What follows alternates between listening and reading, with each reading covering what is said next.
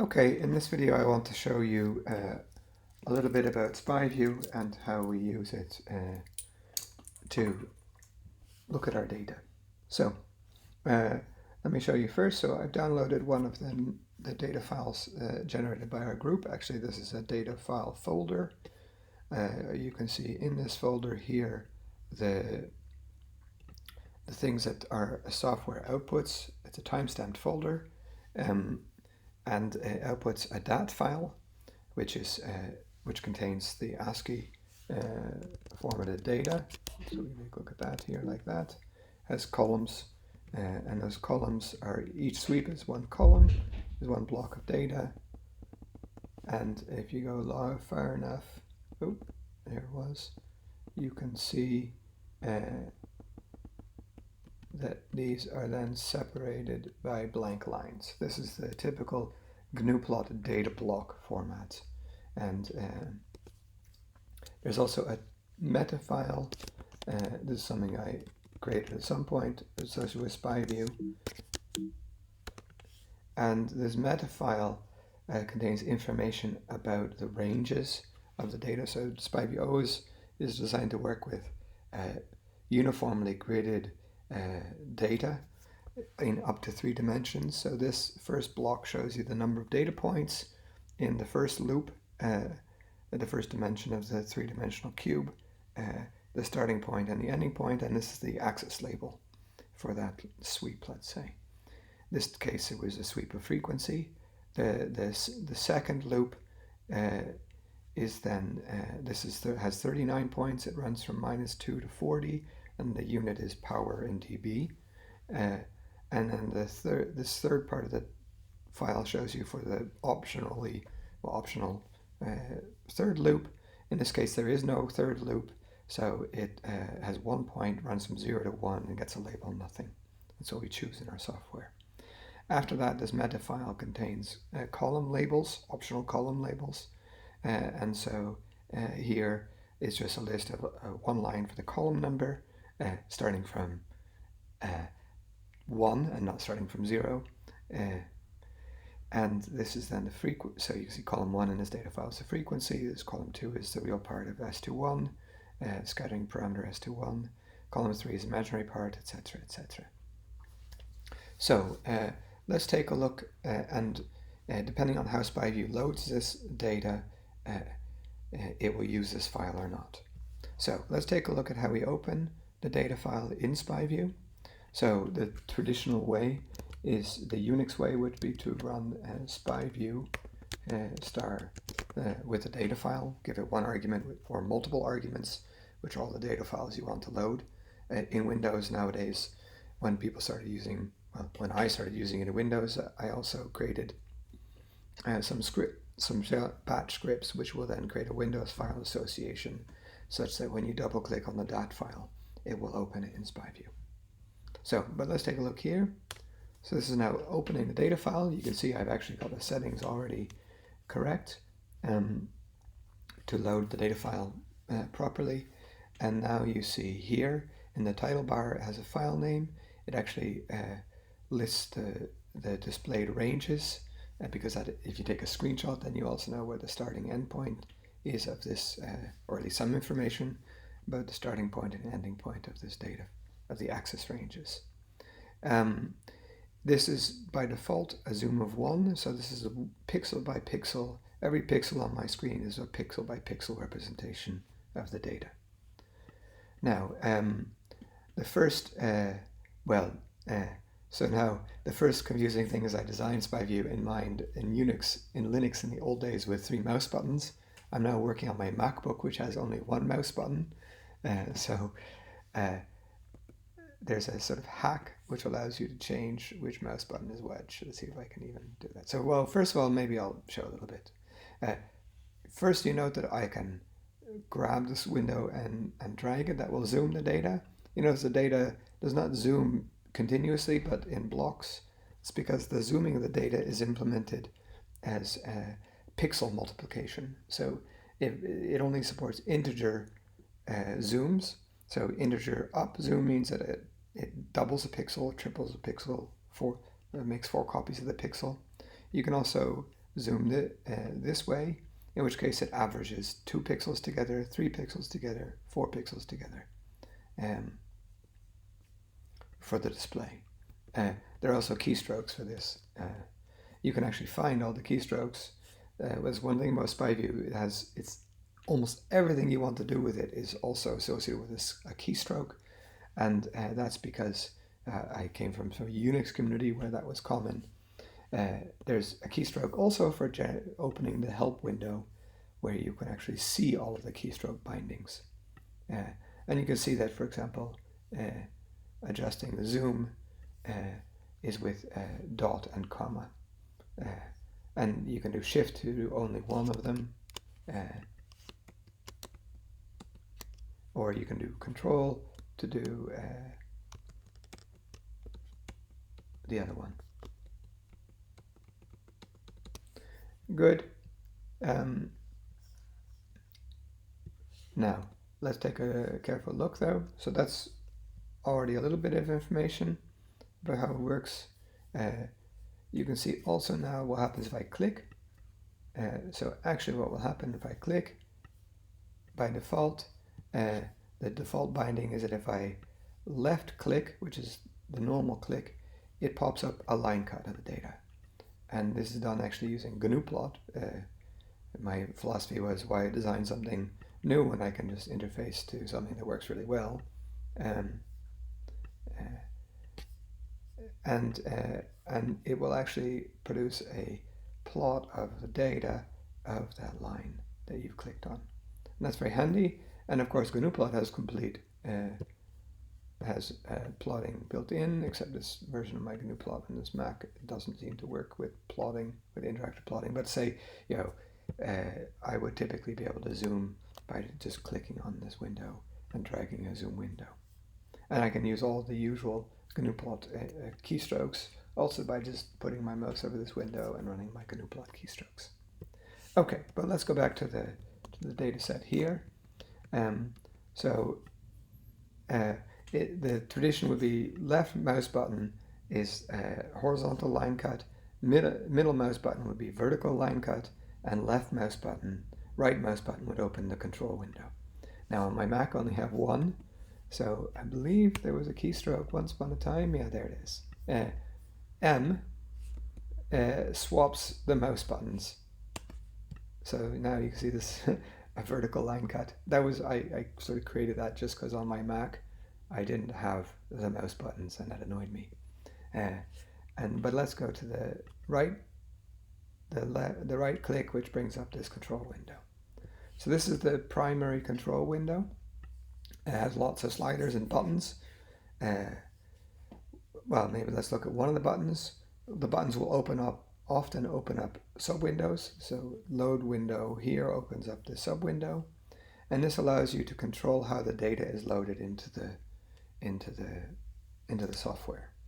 This quantization control is about how the way that SpyView works.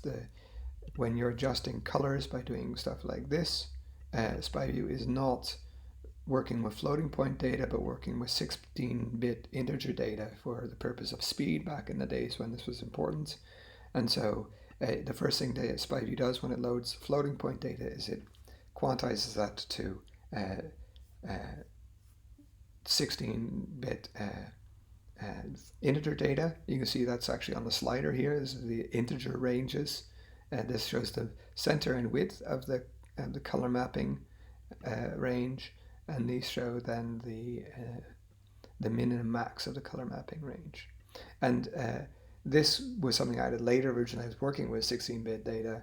This was then to control the quantization of your floating point data to the 16-bit step. You can then see down here the different options for loading data from a DAT file. For example, there's a MATLAB style matrix format. There's a GNU plot format, 2D and 3D. So 2D, GNU plot has two ways of separating data. They're called block and indices. And the blocks are separated by a single blank line and indices by two blank lines. So if I go to 3D, it will actually it'll assume that my data file has blocks and indices, and will load the blocks and indices into a three-dimensional data cube, picking the column here that I choose. But 2D has a different option. 2D will actually load all of will ignore the third dimension of the data sets. So it'll ignore the double blank lines, but it will load the different columns into the third dimension of the data cube that is inside of SpyView. There's also a Delphi legacy format that's super old from LabVIEW in 2006. But here is what is, I eventually got tired of all these different formats, and in particular getting the metadata in was really tricky, and parsing the data file by looking for blank lines was very tricky, and I therefore implemented this meta.txt file, which I just showed you, which means I can just load in all the columns and then reformat the matrix into the right shape afterwards by using the knowledge of what's inside the meta.txt file. And that's what I use here, and then that also, and this column here tells you which column, tells the routines which column it should pick out for plotting in this data sets. Good. So that's the general idea, is that the general interface here was to have a simple but expandable and uncluttered way of putting a lot of functionality in. And actually there are keystrokes, so I know, for example, O opens the load options, for example. Now, but let's go back and explore a little bit more of this main control window. This is a bug. There should be the color map displayed here, but that doesn't work in Mac, apparently. I never debugged that out. So what is the most useful piece? So first of all, there's normalization. So by default, SpyView automatically picks a minimum and maximum values of the data to be mapped to the color map. And actually, I do this with statistics. So it's based on a histogram. And these two controls here is not based on purely min and max. It's based on rejecting outliers. And these two boxes here control what I called at the time the black percentage and the white percentage. This is the percentile. So, well, actually, maybe it's easy to show. I can actually plot the histogram of the data. This is a histogram of the data values in this plot. I can go to a log. Well, if I was on a better GNU plot, I could type L and make this a log scale, but that is not possible here. So the green bars show you what SpyView has chosen for the edges of the color map. And you can see, for example, here there's a little bit of a tail. This is the 0.1% of the pixels have been mapped to white, I call it, to saturated to white. And there's actually, if you were able to go to log scale on the plot here, you could see that also there's a tail on this side where 0.1% of the pixels have been black, have been saturated with the lower end of the color bar. You can actually, in SpyView, slide these. And actually, if you go to 0 on both of these, you can see that now all of the pixels have been mapped. The color map has been chosen to represent the full distribution of data. But what I find is useful is that because often you'll have some noise and you don't want that noise to saturate your color scale, empirically I found 1% was actually quite a good practical number for how much to saturate your color scale. And this works pretty independently of the data set that you work with.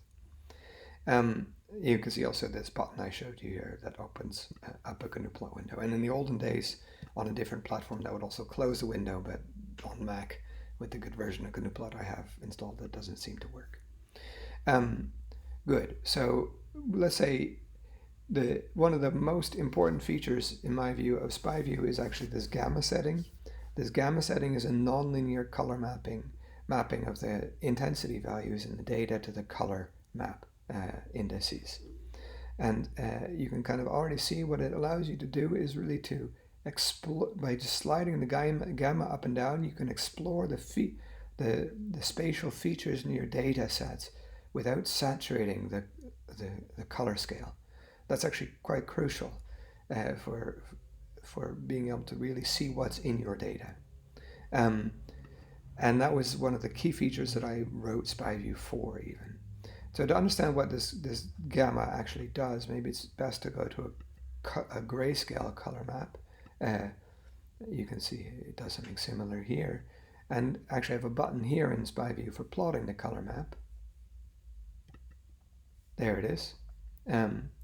And the plotting the color map, it allows you to see what exactly sees this gamma function. So this is the, say, input data, and that's the output color in this index. Actually, it's red, green, and blue, but because this is gray, the lines are on top of each other. And a gamma of 1 corresponds to a linear mapping of the data sets, the data value between the chosen min and max range to the color value. And if I take a gamma, this equation is just y equals x to the gamma. That's where the term gamma comes from. And actually, if you know a bit about graphics, you realize that this is not something that is people often get critical. This, oh, you're manipulating your data. Actually, whenever you look at images, there's always a gamma correction applied. In fact, if you go into your settings of your monitor, there's a gamma correction is applied in your graphics card. There's a gamma correction is applied by the monitor you're using. There's a gamma correction applied by the printer you're printing with. And in fact, the color, if you're a serious color person, you actually have a way to fine tweak and calibrate the gamma settings all the way from end to end. So before people get too critical about me claiming I'm manipulating the data by applying a gamma, the point is that everyone is always never looking at an image. There's no such thing as a linear color map. It's something that your eye also does not work with linear colors, it works with a logarithmic scale. So yeah, okay. That's me having a little rant. But basically, this is also very useful because often there are features in your data that if you, because your eye has such, I can see something like about 256 levels. It doesn't make sense to go beyond 256 grayscale levels. And so, if there may be your data contains maybe many, maybe 10 significant figures in your signal to noise ratio. So there's lots of stuff that could be hidden if you don't look. And the whole point of this gamma is it gives you a flexibility to look at all parts of your data set to make sure you're not really missing anything. And that's really what it's for. Good, so you can see what it does there in the graph below. You can also go to a different color scale. One of my personal aesthetic favorites is this red, green, blue seismic map. And actually in Glimplot you can actually see, if I hit reset, this is what the seismic color map does in colors, in RGB values, and you can see what happens if I adjust the gamma to those mappings. Good. Let's see. So what else can I show you about SpyView?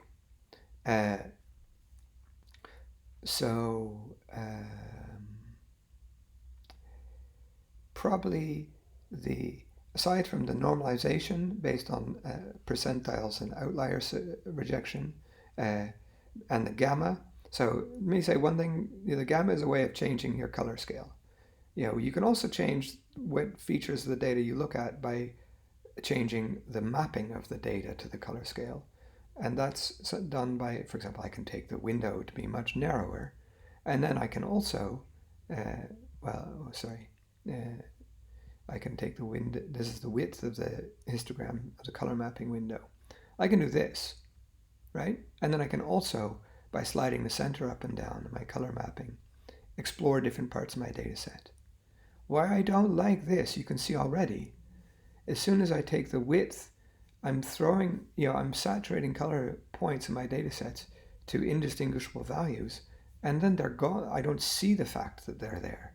And it's a way, so one problem with this, what I always try to avoid in my own color maps is I never saturate any of my pixels ideally, because that's, in principle, in some sense for me, that's cheating because you're hiding the data. And so the gamma is a way to do that without hiding the data. In principle, there's still distinguishability between the data points in all these cases, but it's just you're changing the contrast with which those are highlighted. And again, one of the most important things about color mapping, I have lots of strong emotional arguments with people about you're doing this wrong, you should be using only a monatomic color map. My point is that color maps are completely useless and should never really be used for actually determining data. They're useful. Color images are very useful for extracting information about patterns. And that's why in SpyView, there was, at the click of a button at all times, the ability to go to the line cut. Because the line cut is where it doesn't lie. And so if you really want, if it's important to you to express the values in your plot in a scientific paper, for example, for me it's completely non-optional that you also include, beside your color plot, an actual line cut of representative data. Because this is the only way to get real quantitative information about what's in your data sets. Good. Let's see. What are the other features of SpyView? So maybe this window is useful. It's maybe not so useful. Well, I can show an example of it here. So this is the 3D cross-section. This is for three-dimensional exploration of your data. Maybe what I'll do is I'll give an example of this. I don't have so many examples of people in my group these days that take 3D data. So what I'm going to do is I'm going to switch to GNU plot format and in 2D. And I'm going to reload the data. And now, actually you can see, first of all, I've lost all the information about the axes. So in the previous plots, I already had axis label automatically. I lose that once I go to GNU plot format. So now you can see the data has been loaded into the YZ coordinate, and the slider here then show the 1D, the X coordinate in this data cube is the different columns of the file. And so here I can just flip through the columns of the file with the slider. And that's sort of what the 3D cross-section control is for. And in principle, you can load a three-dimensional data cube and slice through it in any of the three orthogonal directions and interactively explore it while applying to each of those slices the same data processing and color mapping. Good. Where were we? So that's the three-dimensional cross-section control. I'm just going to go back to the metadata text to get my labels back. Let's reload. And of course, I should now go to an XY line cut cross-section. Turn off the color map and manually close this window. So that's so I've shown you so far the loading, the color mapping features, well, what I consider the most important color mapping features, and the three-dimensional cross-section control. And now the last thing that is very useful, that it's important, I think, to replicate in any future version, a Python version of SpyView, is the image processing. So this is something that I built already as a PhD student. I had a bachelor student code a lot of these functions. These are image processing operations. And we have an interface here where you can have a queue of imaging processing operations, and you can add them to your data set. For example, I could take the absolute value. That doesn't do much right now because this is a dB scale and everything's one value. Let's remove that one for now. But for example, you can auto flips it according to the ranges of the axis. So actually, so now lower power is here and higher power is up there. It's a handy one to know about. There's a power sweep of a resonator. But let's take a look at some of the more interesting ones. And you can see already in this data set that up here, the background is changing. That's actually because we're saturating the amplifier in this experiment.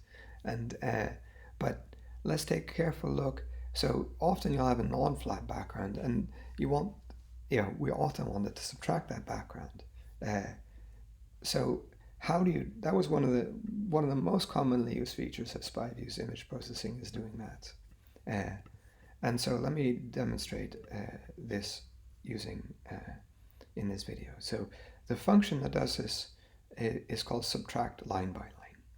And here there are two important parameters, which is a low percent and a high percent. And the way subtract line by line works is it goes through each line of this image And for each line, it calculates a histogram of that data. It then does an outlier rejection where it rejects, for example, a certain proportion of that data. And then on the remaining data, it calculates an average value and then subtracts that average value from the data from the line. And now, if you have these default configurations are to keep all but the bottom 2% of the data, and to reject the top 90% of the data in calculating this average. This is actually, these settings are designed because I was typically removing backgrounds on a peak. So this is actually very badly chosen in this case because we're looking at backgrounds on a dip. So to remove the background dip, we would actually want to reverse these. Let me just give a demo. So I'm going to reject 90% of the high points in the line. I'm going to reject 2% of the, or reject 90% of the lower points on the line, which means I'm going to not use this huge peak in calculating the background value. And I'm going to reject the top 2%, which is just to prevent that noise is coming in, is affecting the quality of my estimation of the background level. And if I just add this, you can see already now I've actually flattened out this image. This is often in AFM software called flattening. And the idea is that actually with a pretty generic set of these parameters, you can automatically do a pretty good estimation of the background subtraction level. And that's a very commonly used feature in SpyView. So some of the other ones are, for example, that we've implemented are, for example, x derivative or derivative. So this is an x derivative, which calculates the derivative of the data. In this case, it just makes it kind of extra noisy, but often it reveals features that are hard to see. And then another commonly used one, I would say, is the low pass filter. So, and then here I specify the type, and in this case it's a 3x3 pixel low pass filter. So I add that. It gets very fuzzy. I might actually want to go with a 1 pixel Y pass filter or even a 0 pixel Y pass filter, because these Y lines are there's not many pixels in Y, so I don't want to do that. And I can take this down to 1 if I want to just take out a little bit of the noise, or I can even go 0.5. That was always my personal favorite. Now, I can also, this interface here also has the ability to turn on and off the filtering, so you can just quickly, like a specific step of the filtering, so you can see what the directly in the color image and in the line cuts, for example,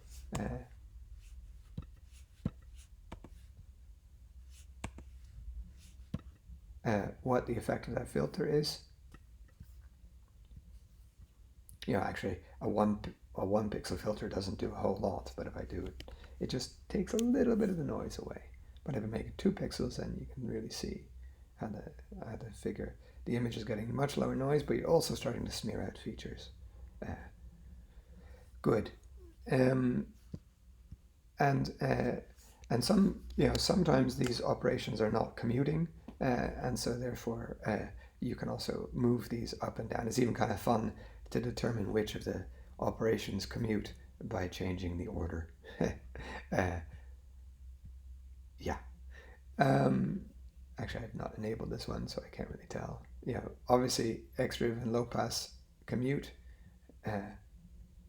Apparently, low pass and subtract line by line don't commute, which surprised me a bit because I've set the Y to 0, but good.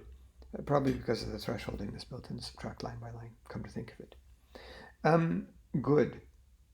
Maybe what's also another, I think that those are the sort of the most relevant. We can take a look at all of these. Oh, maybe another nice one is pixel average. So, low pass filtering is a little bit of a naughty thing to do because you're actually replicating, you're creating correlated pixels in your data. So the data points are no longer statistically independent, but actually correlated by the fact that you've performed the filtering. So I can disable this filter. Let's actually take a look at a 2 pixel here and enable the filter. Another way to do averaging is what I call here pixel averaging, and that is what actually SpyView does when you zoom. Uh, but you can, for example, just average two pixels together to produce one new pixel, and this is sort of like a boxcar, or it's not really a boxcar average. It's that I think it's actually called a decimation filter average.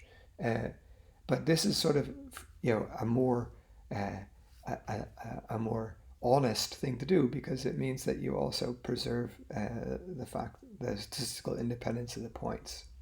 So let's take a look at what happens if I do a pixel average. Uh,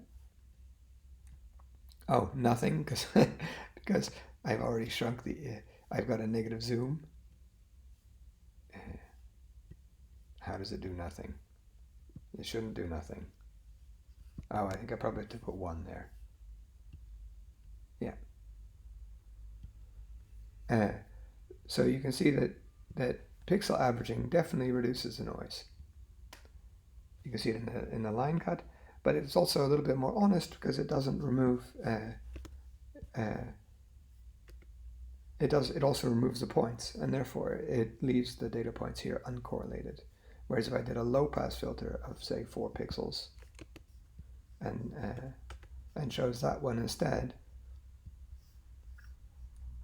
then in principle it's equivalent, except you can see that there's clearly correlated noise in my data points, and that's actually super risky, because if a naive student then actually fits to this, a fitting routine will assume that all of your data points have statistically independent or uncorrelated and have statistically independent noise, and that will produce an incorrect value in your fit of the statistical error that the fit estimates for your parameters. Good. This has become a little bit of a long discussion also about the philosophy of data processing, but I think that's not a bad thing anyway for this video. Good. Let's see. I think that's maybe for now at least a good overview of what SpyView is, and what sort of typical user interface features that we will probably find important in future versions. There are also some things that are not so important, like the PostScript output. This is a pretty fancy PostScript processor we wrote by hand to produce nice, compact, annotated PostScript output, but I think that's no longer relevant in the context of a Python version of that, because you can do that you can do that nicely in Python nowadays directly. I guess the real important thing is the fast, efficient, accessible, quick visualization and basic processing of your data. I think that's the most crucial aspects that we want to reproduce. Or maybe what's also kind of nice, I don't use it so much because I typically pick a color map, but you can also quickly flip. Actually, there's even a keystroke. It's up and down in your arrows. You can quickly sort through all of the different color maps to look for one in which your data might be more clearly expressed than the default color map that you look at. And that's something that's also kind of nice to replicate in the software, so that people can also explore color maps for representing their data. Good, then I think I will stop and upload this video.